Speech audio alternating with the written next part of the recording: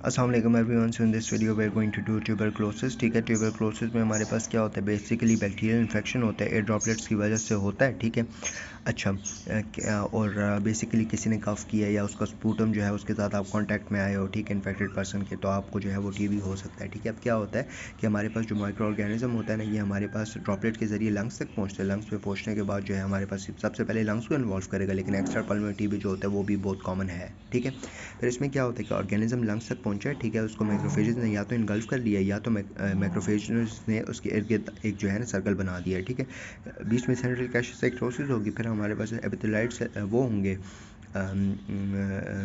ठीक है, joint sales होते हैं, लेगरहैंड सेल्स होते हैं, एपिथेलाइट सेल्स होते हैं, और फिर हमारे पास फिब्रोब्लास्ट वगैरह होते हैं। ठीक है, अब उस एरिया में जहाँ पे हमारे पास ये सेंट्रल कैशोसाइटोसिस बनी है, उस जगह की कंसोलिडेशन हो जाएगी। ठीक है, अब जब कंसोलिडेशन हो जाएगी ना, तो हमारे पास बन जाएगा गोन्स फोकस। ठीक है, अब क्या होगा ना, गोन्स फोकस फोकाए तो बन गया है। ठीक है, अब गोन्स फोकाए के बाद क्या होगा ना कि हमारे पास डिफरेंट गोन्स फोकाए आपस में कंबाइन होके और हमारे पास डिफरेंट जो लिम्फ नोड्स होंगे उसी लंग्स के एरिया के, वो भी इन्वॉल्व हो जाएंगे, उन वो भी ऑर्गेनिज्म उनको इन्वॉल्व कर लेगा। ठीक है, तो Ghon's focus, multiple Ghon's focus plus lymph nodes जो इन्वॉल्व हुए हैं उनको हम लोग जो है फिर गोन्स कम्प्लेक्स कहते हैं। ठीक है, या तो हम उसको गोन्स कम्प्लेक्स कहते हैं या तो उसको हम रैंकिस कम्प्लेक्स कहते हैं। ठीक है, जिसकी वजह से हमारे पास एंड में कैविटेशंस हो जाती हैं। ठीक है, अच्छा जी, फिर इसके बाद हम लोग आते हैं, अच्छा अब आते हैं क्लिनिकल फीचर्स पे। ठीक है, अब हमारे पास ना एक तो प्राइमरी टीबी होता है। ठीक है, प्राइमरी टीबी वो टीबी होता है जिससे फर्स्ट टाइम हमारे पास लंग्स अफेक्ट हुए होते हैं। ठीक है, तो उस पेशेंट में हमारे पास क्या होता है,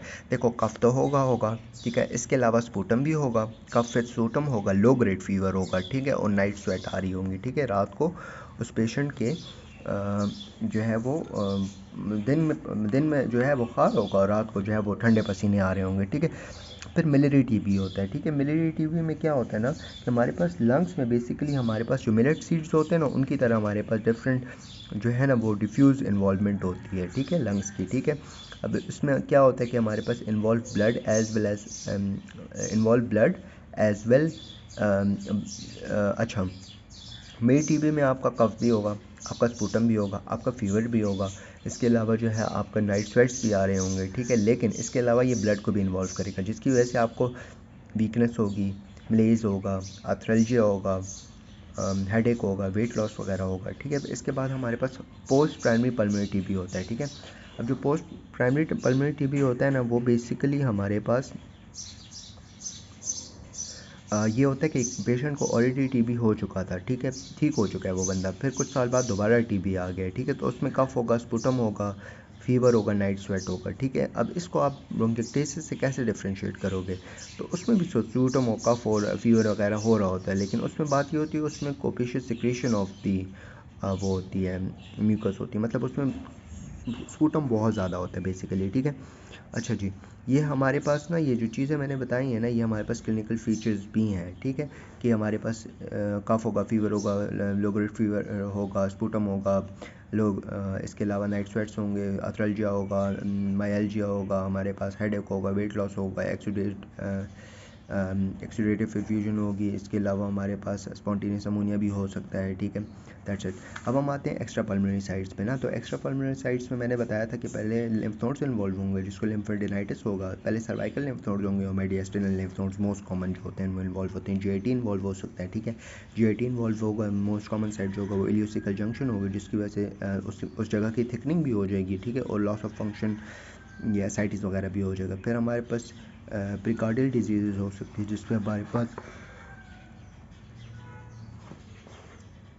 प्रिकार्डियल डिजीज़ में हमारे पास जो है वो कंस्ट्रक्टिव पेरिकार्डाइटिस हो सकता है। ठीक है, और पेरिकार्डियल इफ्यूजन हो सकती है। कंस्ट्रक्टिव पेरिकार्डाइटिस में क्या होता है कि हमारे पास जो पेरिकार्डियम होता है वो कंस्ट्रक्ट हो जाता है। पेरिकार्डियल इफ्यूजन मतलब कि जो पेरिकार्डियल स्पेस होती है ना, उसमें हमारे पास ये फ्लूइड आ जाता है, तो अल्टीमेटली हमारे पास कार्डियक टेम्पोनेट वगैरह भी हो सकते हैं, फिब्रिलेशन भी डेवलप हो सकती है। सीएनएस में जाएगा तो मेनिंजाइटिस हो जाएगा, वर्टेब्रल कॉलम में आएगा, बोन्स में आएगा तो पोर्ट्स डिजीज़ हो जाएगी। ठीक है, अच्छा जी, अब आते हैं हम लोग फैक्टर अफेक्टिंग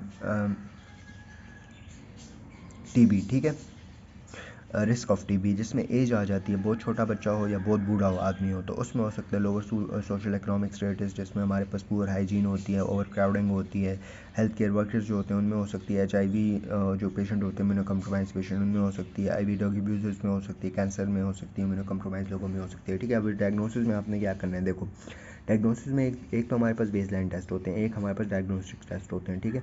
अब आपने क्या करना है, सबसे पहले आपने ट्यूबरकुलिन टेस्ट करना है। देखिए आपने TB का एंटीजन ले लेना, आपने स्किन में जो है ना उसको इंजेक्ट कर देना है, ठीक है, स्किन में, ठीक है, हाथ की स्किन पे इंजेक्ट कर लेना है। तो उससे बेसिकली आप ये चेक करते हो कि आप कुछ टाइम बाद उस जगह पे रेडनेस शुरू हो जाती है, ठीक है, रेडनेस शुरू हो जाती है, इंड्यूरेशन शुरू हो जाती है। इंड्यूरेशन मतलब स्वेलिंग होती है और उसको हमने चेक करना होता है। अब रेडनेस कितनी ज़्यादा हुई है और स्वेलिंग जो है वो कितनी ज़्यादा मोटी बनी है ना, तो उससे हमें ये पता लगता है कि हमारा ट्यूबरकुलिन टेस्ट पॉजिटिव आया है कि नहीं आया है, ठीक है।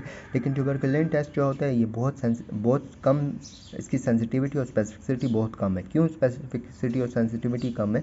क्योंकि ये हमारे पास जो ऑलरेडी एक बंदा जिसको TB बहुत टाइम पहले हो चुका था, तो उसके ऑलरेडी बॉडी में TB की एंटीबॉडीज़ होंगी, तो वो पॉजिटिव आ सकता है, ठीक है। इसके अलावा हमारे पास जो है वो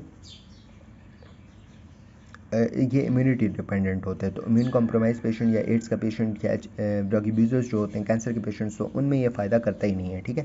फिर इसके बाद स्टेनिंग करते हैं। तो स्टेनिंग में एक हमारे पास जेडिन स्टेनिंग होती है और एक हमारे पास ऑरामिन फ्लोरेसिन स्टेन हम लोग आजकल यूज़ करते हैं, ऑरामिन फ्लोरेसिन स्टेन, ठीक है। फिर इसके बाद हम लोग कल्चर करते हैं जिसमें हम एलजे मीडियम यूज़ करते हैं, ठीक है, जो कि सॉलिड मीडियम है, ठीक है। इसके अलावा MgIT मीडियम यूज़ करते हैं which is the liquid medium, ठीक है। अच्छा जी, अब हम लोग इसके अलावा हम लोगों ने क्या करना है, एक न्यूक्लिक एसिड न्यूक्लिफिकेशन टेस्ट करते हैं, ठीक है, और एक चेस्ट एक्सरे करते हैं। क्या हमने डायग्नोस्टिक टेस्ट में ट्यूबरकुलिन टेस्ट किया है, ठीक है। ट्यूबरकुलिन टेस्ट के बाद हमने जो है वो स्टेनिंग की है, ठीक है। स्टेनिंग करने के बाद हम लोगों ने मीडियम यूज़ किए हैं, न्यूक्लिक एसिड न्यूक्लिफिकेशन टेस्ट किया है और हमारे पास टेस्ट एक्सरे है। बेस लाइन में हमारे पास जो है वो सब सारी चीज़ें आ जाती हैं। CBC होता है, ESR होता है, C-रेक्टिव प्रोटीन होता है, LFT होता है, RFT होता है, इसके अलावा यूरिया इलेक्ट्रोलाइट्स होती हैं। मैनेजमेंट में आपने क्या करना है ना, ये तो बहुत आसान है, ठीक है। देखो सबसे पहले फर्स्ट लाइन ड्रग्स में तो आपका राइप आ जाता है ना, और रेफेम्पेसिन आ जाता है, आइसोनाइज़र आता है, पायरेंजामाइड आ जाता है और इथेनब्यूटोल आ जाता है, ठीक है। सबसे पहले आपने पहले 2 महीने 6 महीने की ट्रीटमेंट होती है बेसिकली, ठीक है। पहले 2 महीने आपने चारों दवाइयाँ देनी है और फिर लास्ट 4 महीने आपने जो है सिर्फ रेफेम्पेसिन एंड आइसोनाइज़ेड देनी है, ठीक है। अब इसके कुछ साइड इफेक्ट्स होते हैं, ये MCQs में इंपॉर्टेंट होते हैं, आ जाते हैं, ठीक है। अब जो हमारे पास ये रेफेम्पेसिन होता है ना, तो इसकी वजह से आपकी जितने भी बॉडी फ्लूइड्स होते हैं वो ऑरेंज और रेडिश हो जाते हैं। आपकी स्पूटम हो गया, आपका जो है वो स्वेट हो गया, आपकी जो वो हो गए यूरिन हो गई, आपकी जो है वो सीमन हो गया, वो सारा कुछ ऑरेंज रेडिश हो जाता है। आइसोनाइज़र जो होता है ना, ये हमारे पास जो होता है वो करता है ये पैराडॉक्सिन का लेवल जो होता है वो बॉडी में कम करा देता है, ठीक है। इसकी डेफिशिएंसी की वजह से पेरिफेरल न्यूरोपैथी हो जाती है, ठीक है। तो इसीलिए आइसोनाइज़र के साथ हम लोग पैराडॉक्सिन भी देते हैं, B6 विटामिन, ठीक है। फिर इसके बाद हमारे पास जो वो है ना पायरेंजामाइड है ना, पायरेंजामाइड हमारे पास यूरिक एसिड का लेवल ज़्यादा करता है, जिसकी वजह से पेशेंट में गाउट की सिम्टम्स आ जाए, गाउट हो जाता है बेसिकली पेशेंट को, ठीक है। फिर इथेनब्यूटोल है, इथेनब्यूटोल जो होता है ना, ये हमारे पास आई एबनॉर्मेलिटीज़ कॉज करता है, ठीक है। एंड फिर इसके बाद ये तमाम जो ड्रग्स हैं ना, ये लिवर टॉक्सिसिटी भी कॉज करते हैं, ठीक है। अब हमारे पास सेकंड लाइन ड्रग्स रह गई हैं, ठीक है। सेकंड लाइन ड्रग्स में हमारे पास जो है ना कुछ बेसिकली इसमें तो बहुत सारी ड्रग्स आती हैं, लेकिन जो याद करनी है ना हमने, वो 3-4 ड्रग्स हैं, बस वो याद कर लो काफ़ी है, ठीक है। स्टेलिमोनिक है, पैसा, ठीक है। तो पी से हमारे पास आ जाएगा पैरा अमीनो सैलिसाइलिक एसिड आ जाएगा, इससे इथेनोमाइड आ जाएगा, ठीक है। एस से हमारे पास जो है स्ट्रेप्टोमाइसिन और ए से अमेकेसिन आ जाएगा, ठीक है। अच्छा, स्ट्रेप्टोमाइसिन जो है अमीनोग्लाइकोसाइड से बिलोंग करता है, ठीक है। अमेकेसिन जो होता है ये हमारे पास if I am not wrong, अच्छा बस that's it, we are done with the TB, ठीक है। एंड नेक्स्ट वीडियो में आगे कंटिन्यू करेंगे। थैंक यू, जज़ाकल्लाह खैर।